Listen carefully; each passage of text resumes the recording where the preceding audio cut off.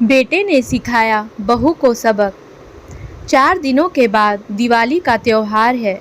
चारों तरफ दिवाली की तैयारी जोरों शोरों से चल रही थी।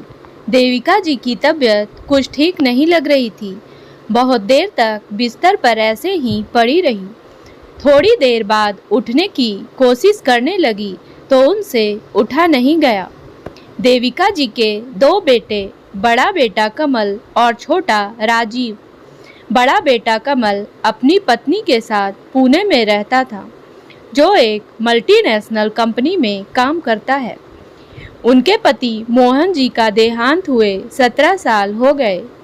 मोहन जी बैंक में अच्छे पद पर कार्यरत थे।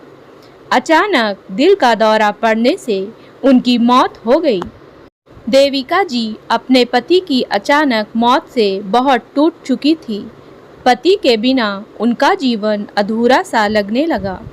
दोनों बेटों का भार अब अकेले उनके कंधों पर था। उनके पति की जमा पूंजी उन्होंने दोनों बेटों के पढ़ाई में लगा दिया। उन्हें उच्च शिक्षा दिलाई, जिससे बड़े बेटे की नौकरी पुणे शहर में लग गई और छोटे बेटे की उसी शहर के एक कंपनी में। कमल ने अपने पसंद की लड़की से शादी की और राजीव ने भी, किंतु कमल की पत्नी के स्वभाव और राजीव की पत्नी के स्वभाव में जमीन आसमान का फर्क था। जब कमल की शादी हुई तो उसकी पत्नी पूजा अपनी सास से बहुत प्यार करती। जब वह 7 साल की थी तभी उसकी माँ चल बसी। माँ की कमी उसकी जिंदगी में शुरू से ही रही, तो उसने पहले से ही सोच लिया था कि जब मेरी शादी होगी तब अपनी सास को माँ के जैसे ही मान, इज्जत और प्यार दूंगी। दोनों सास बहू की बहुत अच्छी जमने लगी। शादी के कुछ दिन बाद ही कमल पुणे वापस लौट गया, लेकिन पूजा कुछ दिन के लिए उनके पास ही रुक गई। देविका जी ने उसे लाख साथ भेजने की कोशिश की, पर पूजा नहीं मानी। बीच बीच में जब भी छुट्टी मिलती कमल उनसे मिलने आते रहता। पूजा उनकी छोटी बड़ी सब चीज़ों का ख्याल रखती। पूजा दिल की बहुत नेक लड़की थी। जब भी किसी बुजुर्ग या किसी भी बेसहारा को परेशानी में देखती, उनकी मदद करने से पीछे नहीं हटती थी। दोनों सास बहू अच्छे से अपना जीवन व्यतीत कर रही थी। फिर एक दिन राजीव ने अपनी शादी की बात घर में बताई और फिर अपनी पसंद की लड़की कोमल से शादी कर ली। जब कोमल इस घर में दुल्हन बनकर आई और उसने देविका जी और पूजा में इतना प्यार देखा तो उसे उनसे जलन होने लगी। उसकी आंखों में दोनों सास बहू में इतना प्यार चुभने लगा। इस दौरान कमल को किसी विदेशी कंपनी में जॉब मिल गई। उसने माँ और पूजा को विदेश आने के लिए कहा, लेकिन माँ ने कहा, बेटा मैं वहाँ आकर क्या करूँगी, मेरा यहाँ घर है, राजीव और कोमल भी तो हैं, पूजा को ले जा, मैं फिर कभी चलूँगी। कमल ने अपनी माँ से काफ़ी आग्रह किया, किंतु देविका जी अपनी बात पर अडिग रही और पूजा को विदेश भेज दिया। कुछ दिनों बाद पूजा ने खुशखबरी सुनाई तो देविका जी बहुत खुश हो गई और पूजा को खूब सारा आशीर्वाद दिया। खबर सुनकर कोमल और ज़्यादा जलने लग गई, लेकिन पूजा के जाने से कोमल बहुत खुश थी। उसने अपना असली रूप दिखाना शुरू कर दिया। देविका जी पर अत्याचार करने लगी। देविका जी ने कोमल का विरोध भी किया, तो कोमल ने घर में इतना बवंडर मचाया कि पड़ोसी तक इकट्ठा हो गए और कोमल ने अब राजीव के भी कान भरने शुरू किए और वह कोमल के बहकावे में आकर अपनी माँ को ही खरी खोटी सुनाने लगा। तब से देविका जी ने कान पकड़ लिए थे कि कोमल को कुछ नहीं बोलेंगी। अब कोमल देर तक सोती रहती और सारा काम देविका जी से करवाती। एक दिन कोमल देर से उठी और जल्दी से बाथरूम में घुस गई। बाथरूम से बाहर आकर राजीव को जगाया और देविका जी को दरवाजे पर से ही आवाज़ देते हुए बोली, मेरे और राजीव का नाश्ता जल्दी रूम में ले आओ। उसकी बात का कोई जवाब नहीं मिला तो उसने फिर से आवाज़ लगाई, लेकिन फिर भी कोई आवाज़ नहीं आई। तो कोमल गुस्से में लाल हो किचन में गई तो वहाँ कोई भी नहीं था। देविका जी को वहाँ ना देखकर तिलमिला उठी। उनके कमरे में गई, उन्हें सोता देखा तो चिल्ला उठी, बुढ़िया तू आराम से यहाँ सो रही है, मैं पागलों की तरह आवाज़ लगा रही हूँ। उसकी तेज़ आवाज़ सुनकर देविका जी की आंखें खुल गई। हड़बड़ा कर उठकर बैठ गई। बुढ़िया मेरी आँख नहीं खुली और तू यहाँ आराम से सो रही है। मेरे पति को आज लेट हो जाएगा। तूने नाश्ता तक नहीं बनाया और किचन में दूध भी नहीं है। तू दूध भी नहीं लाई आज। सुबह सवेरे उठते ही देविका जी का काम शुरू हो जाता। घर से काफ़ी दूर से सुबह दूध लेकर आती थी। बहू आज मेरी तबीयत कुछ ठीक नहीं है, मुझसे उठा नहीं गया तो मैं क्या करूं? तबीयत खराब का बहाना बनाती है। मैं कुछ नहीं जानती, मुझे नाश्ता तैयार चाहिए। अब तू जाने कैसे करना है। इतना कहकर कोमल कमरे से बाहर निकल गई। देविका जी पलंग से उठने की कोशिश करने लगी तो उनसे उठा नहीं गया। उन्होंने हिम्मत जुटाई और पलंग से उतरी। धीरे धीरे कमरे से बाहर आई और अपने बेटे से बोली, राजीव मुझसे चला नहीं जाएगा, आज दूध तू ले आ। माँ मुझे तो वैसे ही ऑफिस को लेट हो रहा है और लेट हो जाऊंगा तो आज की छुट्टी हो जाएगी, फिर आज की पेमेंट काट ली जाएगी मेरी। तुम आराम आराम से चली जाओ। आपको समझ नहीं आता है क्या? कितना लेट करोगी अब? जल्दी जाओ और दूध लेकर आओ। कोमल दूध का डब्बा देविका जी के हाथ में पकड़ाया। बुझे मन और धीमे कदमों से दूध का डिब्बा लिए देविका जी चल पड़ी। घर से कुछ दूरी पर चलने के बाद उनका सर चकराने लगा और वह धम से सड़क पर गिर पड़ी। जब उनकी आंखें खुली तो खुद को एक बिस्तर पर पड़े हुए पाया। उन्होंने सोचा मैं अपने घर में बिस्तर पर हूँ, लेकिन जब उन्होंने गौर से देखा तो एक अनजान औरत उनके पास बैठी थी। माँ जी, अब कैसा महसूस हो रहा है आपको? उनके कानों में आवाज़ आई। उन्होंने पूछा, बेटा तुम कौन हो? मैं यहाँ कैसे आई? माँ जी, आप सड़क पर चक्कर खाकर गिर पड़ी थी। मैं भी वहाँ से गुज़र रही थी।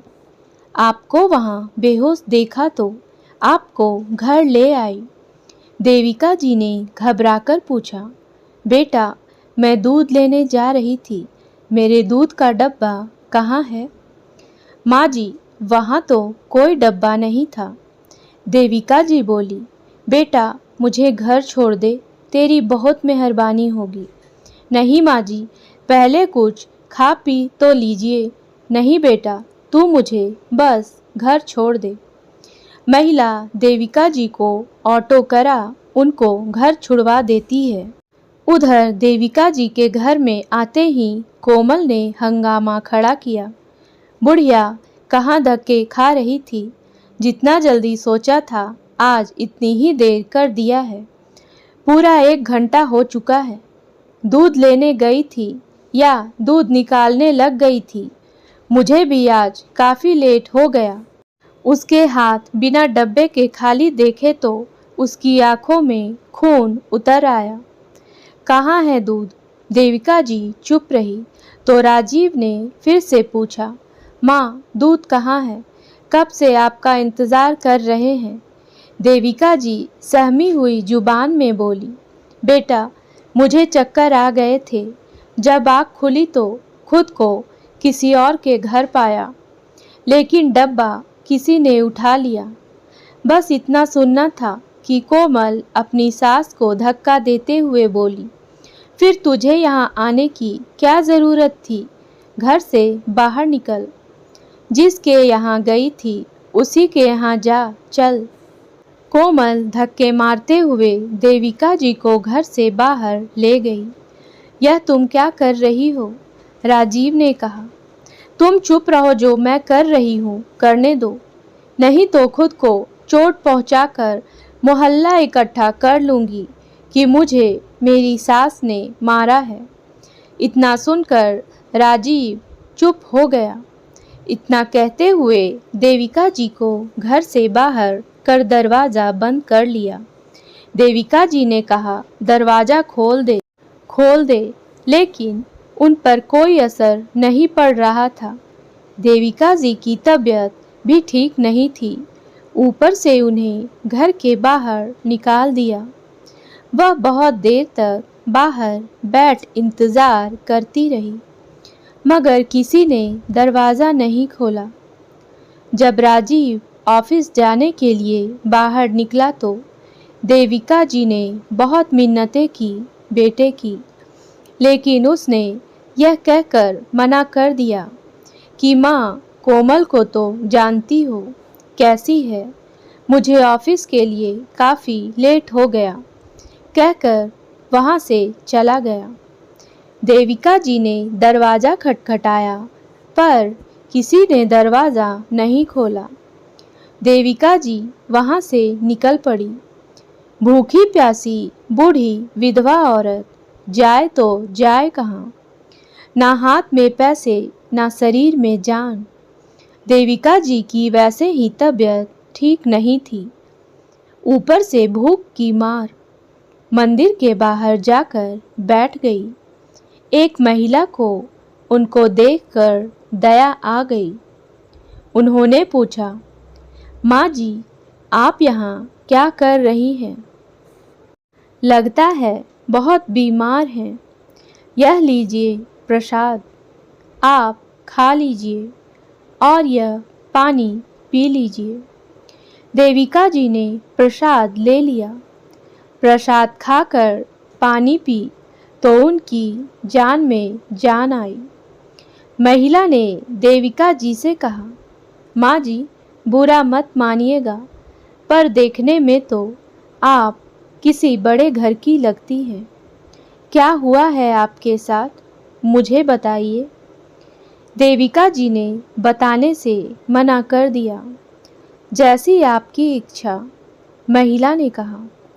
वह सामने की सफ़ेद बिल्डिंग, वहीं पर मैं रहती हूँ।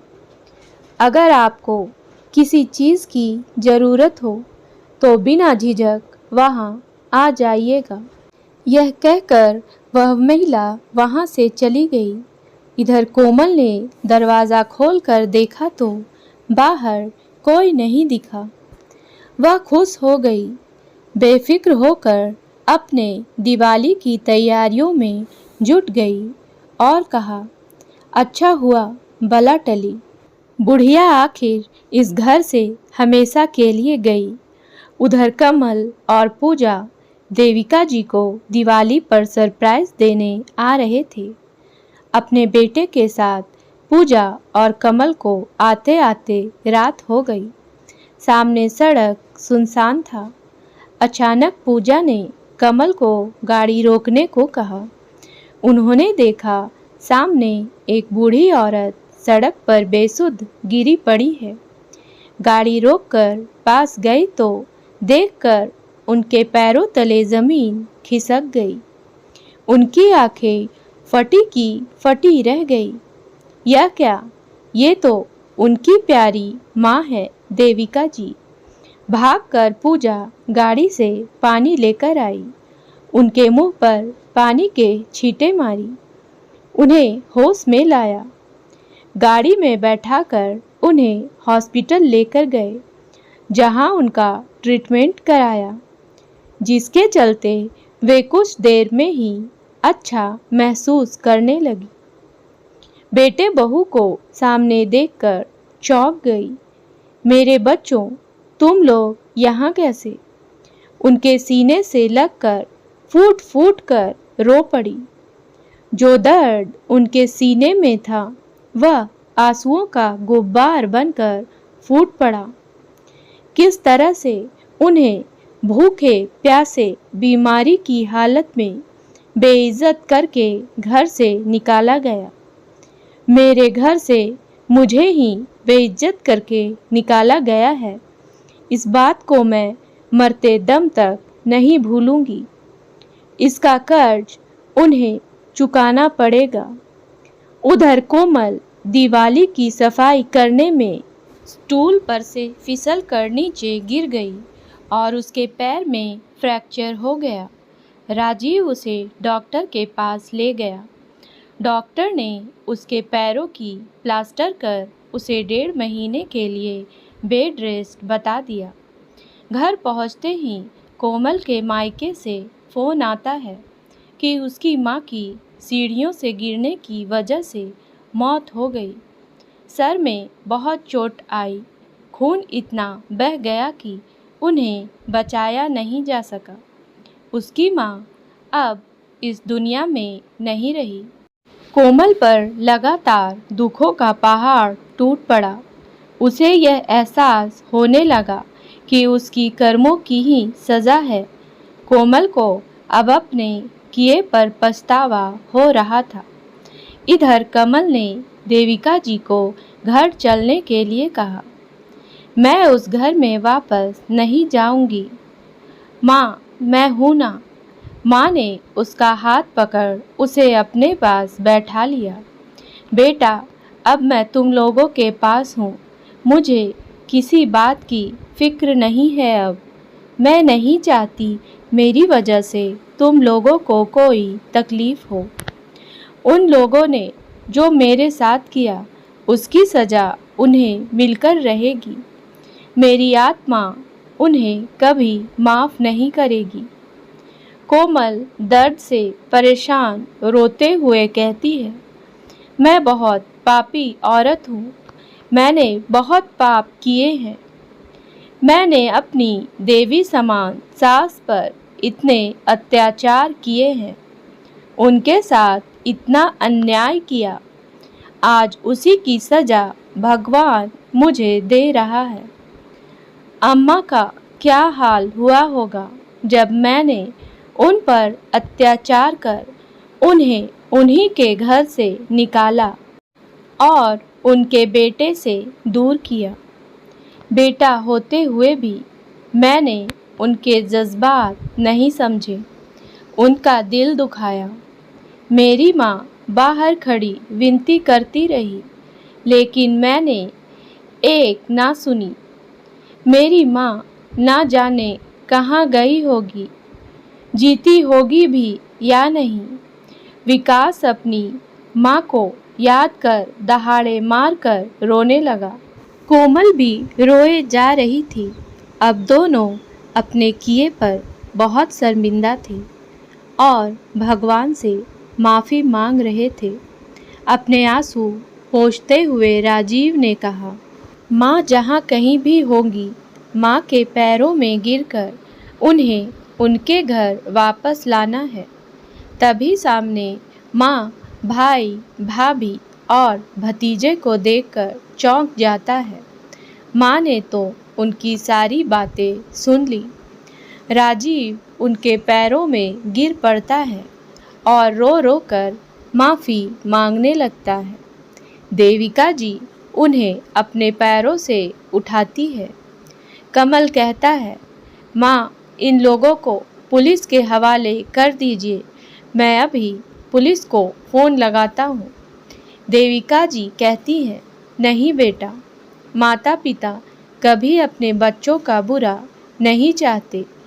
हमेशा उनकी लंबी उम्र, उनकी सेहत, उनकी उन्नति की मनोकामना करते हैं। फिर भी पता नहीं क्यों आज के समय में बच्चे माता पिता से बुढ़ापे में दूर भागते हैं। उन्हें खुद से दूर करने के जतन खोजते रहते हैं, जबकि बूढ़े माता पिता ही घर की शान होते हैं, घर का मान सम्मान होते हैं। फिर उन्हें बुढ़ापे में उठाकर घर से बाहर क्यों फेंक दिया जाता है। अब इन्हें अपनी गलती का एहसास हो गया है, इसलिए मैं इन्हें माफ़ करती हूँ। राजीव और कोमल माँ से माफ़ी मांगने लगते हैं। हर माँ बाप अपनी औलाद से बस प्रेम चाहते हैं। राजीव कहता है, अब मुझे एहसास हो गया एक माँ की तड़प क्या होती है। भगवान ने मेरी आँखें खोल दी है।